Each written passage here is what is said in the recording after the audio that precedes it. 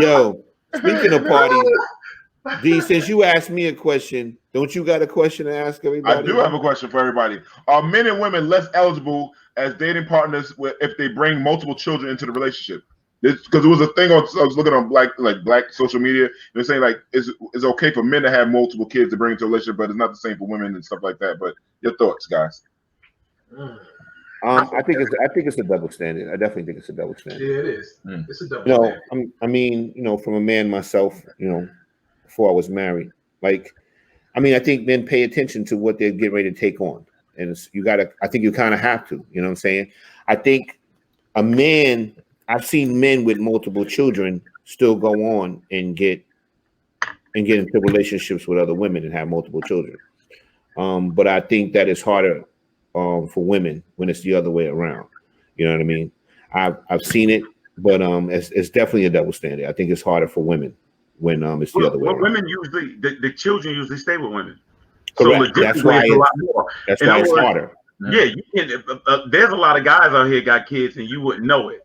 And so with them, you know what I mean? These guys are getting divorced and then marrying somebody half their age and then, whatever. They don't have the same responsibility. They may have it financially, but as far as the time is concerned, unfortunately, because women physically bring children into the world, usually they're going to be the children are going to stay with women. And most people want or believe that the children are better off with their mothers. Most of the time you get that. The majority of the time you get that. And if that's the case, then some people don't want to get involved in that. There's some people that are like, they don't want to date somebody with kids and all these different things because you got to deal with the father, then you got to deal with the responsibility. And that's just it.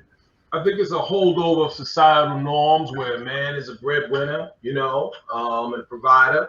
So it's your job as a man to provide. So if you have a few different children, you're expected to be able to provide for all of those children. Now, if a woman comes in with, into your life and she has children already, now it's your job to take responsibility for another man's children, and it's an extra responsibility, extra financial burden, and I think a lot of people kind of look at it like that, so therefore she becomes less attractive, as a result. So I think it is on how many babies you have with different people. Like you have a woman that has like 2 or 3 kids with one person, it's easier to deal with.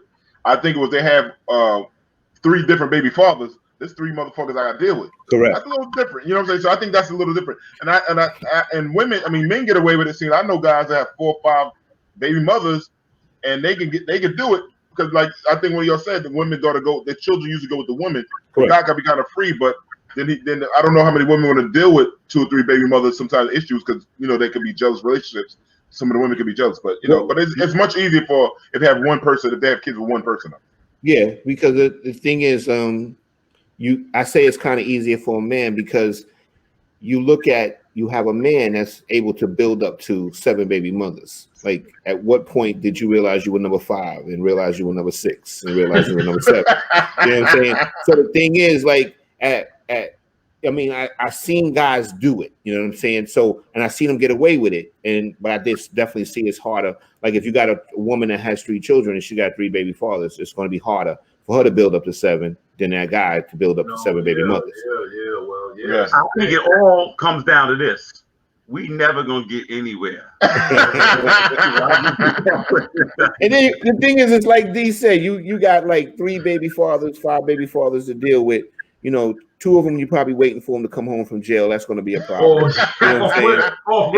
Yeah, that's fact. Yeah. So the thing is, you got to look at what you're kind of getting into. You know what I'm saying? Yeah. So there's a lot of personalities to deal with, man. You know what I mean? Like you said, you got different personalities because it's not only the child and the mother, it's this other guy, you know what I mean? And you don't know where he's coming from, and he's always going to have a pull on your leg, you know what I mean? Yeah, just on one level or another, just out of necessity because of the child, or maybe he's not around, and you hope that's your best case scenario, that he's not around and you can step into a situation if you're so inclined. And I don't think we across the board, a lot of people don't understand the seriousness of what it takes to rear a child. If you want to really give them a great shot in life, if you really want to give them time and things, there's some people that want to have children and don't want to sacrifice. You know. Yeah. The My thing father, is, like, when I was a kid, he said, "Your sister and you were not a financial burden on me." He said, No. "Your mother and I could afford you, and that's why I wasn't a problem." My father said, "I wasn't gonna have a bunch of kids that I couldn't afford."